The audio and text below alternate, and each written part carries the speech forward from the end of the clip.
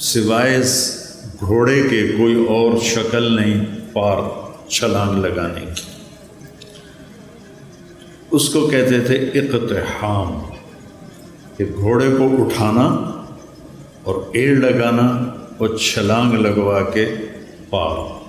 یہ ایک جان کا قرعہ ہوتا تھا کہ ذرا گھوڑے کا پاؤں پھسلا تو اندر پتہ نہیں زندگی پھر بچتی ہے یا نہیں بچتی۔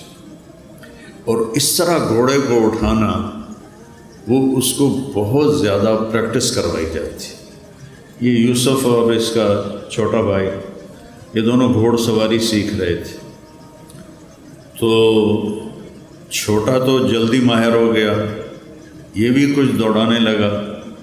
تو ایک دفعہ یہ گھوڑے پہ آ رہا تھا، میں گھر سے نکلا، میں نے پوچھا ہاں جی بن گئے ہو مولانا صاحب گھوڑ سوار کا؟ جی۔ میں کہا کھالا ٹاپ کے دکھاؤ۔ وہ کھیت سامنے کھیت تھا کھلا، اس میں فصل نہیں تھی۔ میں نے کہا وہ ایکڑ کے آخر میں جاؤ، وہاں سے گھوڑے کو دوڑاؤ، اور یہ جو کھالا ہے نا کوئی 2.5 فٹ کا 3 فٹ کا، اس سے گھوڑے کو پار ادھر لے آؤ تو میں سمجھوں گا تم گھوڑ سوار بن گئے ہو۔ میں کہا ٹھیک ہے۔ تو یہ اپنے گھوڑے کو لے گیا اور وہاں سے اس کو اٹھایا، اس کو اچھی دوڑائی۔ اور جب اس کے قریب آیا تو اس کو اٹھانا تھا۔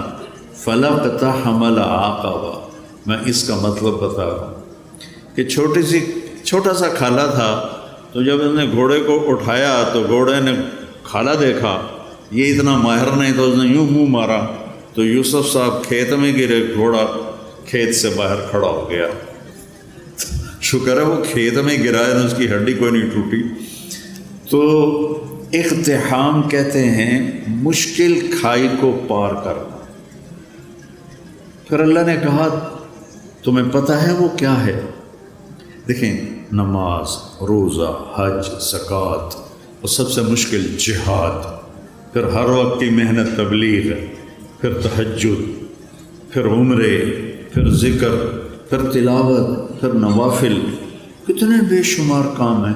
کسی کو اللہ نے نہیں کہا کھائی کیوں نہ پار کی، صرف ایک کام کو اللہ نے کہا، جس کو میں ابھی بتاتا ہوں۔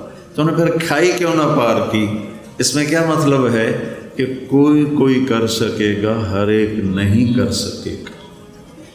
10,000 کا لشکر تھا قریش کا، جب وہ آئے مدینہ حملہ کرنے تو آگے خندق کھودی ہوئی تھی، تو صرف ایک آدمی نے چھلانگ لگا کے اس کھائی کو پار کیا، عمر بن عبد ود، باقی کسی کی ہمت نہیں ہوئی، حالانکہ اتنے سارے شاہ سوار تھے، صرف ایک نے گھوڑے کو اٹھایا اور جا کر دوسری طرف جا کر اس نے چھلانگ لگائی۔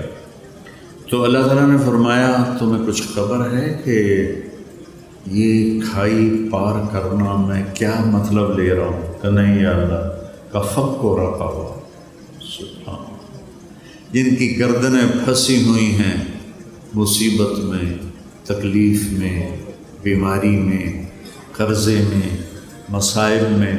کوئی مصائب کی ایک قسم ہو تو بتاؤں، یہاں تو ایک سلسلہ ہے دکھوں کا۔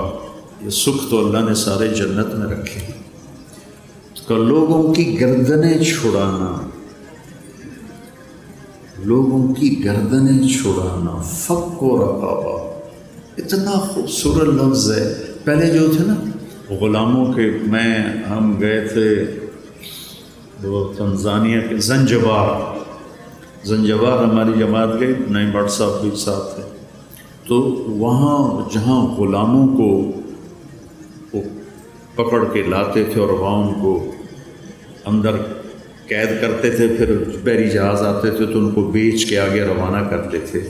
زنجبار سے کتنے کالے امریکہ پہنچے اور یورپ پہنچے، تو ان کی گردن میں توق ہوتا تھا کہ یہ بھاگ نہ جائیں۔ تو توق وزنی ہوتا تھا، وہ بڑے کرب اور تکلیف میں ہوتا تھا غلام۔ تو اللہ نے وہ تعبیر دی، فق و رقبہ، کہ جس کے گردن میں لوہے کے توق پڑے ہوں اس کے توق کھول کے آزاد کر دے۔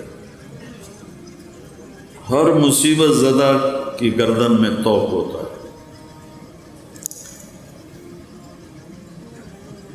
او اطعام فی یوم ذی مسغبہ،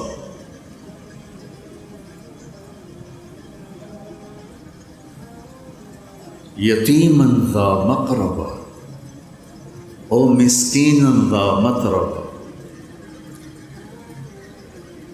فی یوم ذی مسغبہ۔ صبغ کہتے ہیں اسبغ علیکم نعمہ ظاہرۃ و باطنہ، بارش ہوتی ہے تو ہم پورا بھیگ جاتے ہیں، اگر باہر ہوں پورا بھیگ جاتے ہیں، کہیں سے بھی ہمارا کوئی پہلو نہیں بچتا۔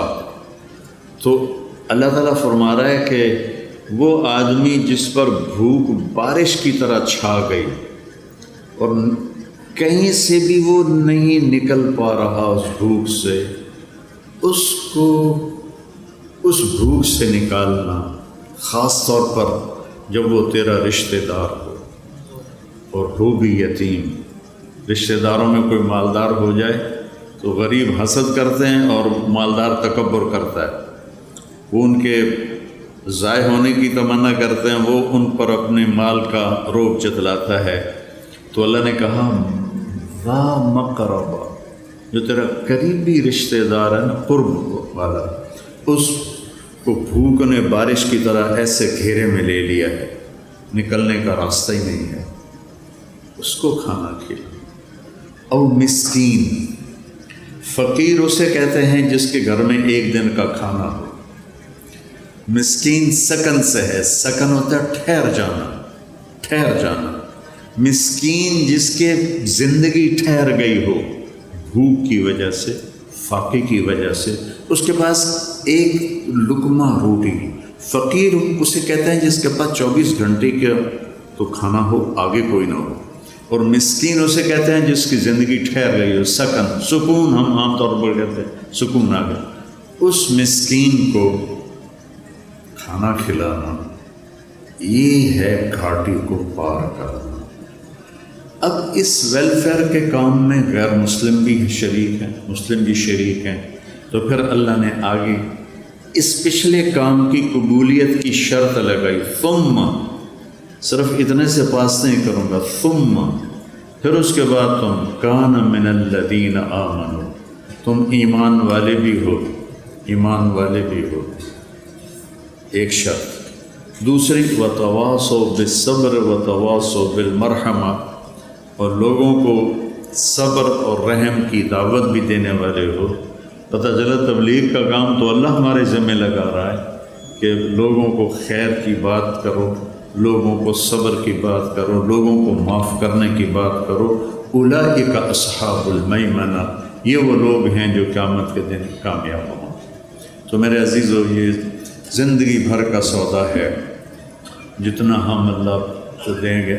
حضرت ابوبکر صدیق کے زمانے میں قحط آ گیا تو لوگ بڑے پریشان ہوئے۔ حضرت ابوبکر صدیق خلیفہ تھے کہ جی کیا کریں کیا کریں، کھانے کو کچھ نہیں، کہیں گے انشاءاللہ اللہ کی مدد آنے والی ہے، آنے والی ہے۔ تو چند دن گزرے تو حضرت عثمان رضی اللہ عنہ کا قافلہ ملک شام سے 1000 اونٹوں کا، یوں سمجھیے 1000 ٹرالے اس زمانے کا قافلہ، تو جتنے وہ تاجر تھے بڑے جو تھوک والے، وہ ان کے پاس گئے کہ جی سودا کریں، کہنے کہ کیا دو گے، کہنے کہ 10 روپے کی چیز 12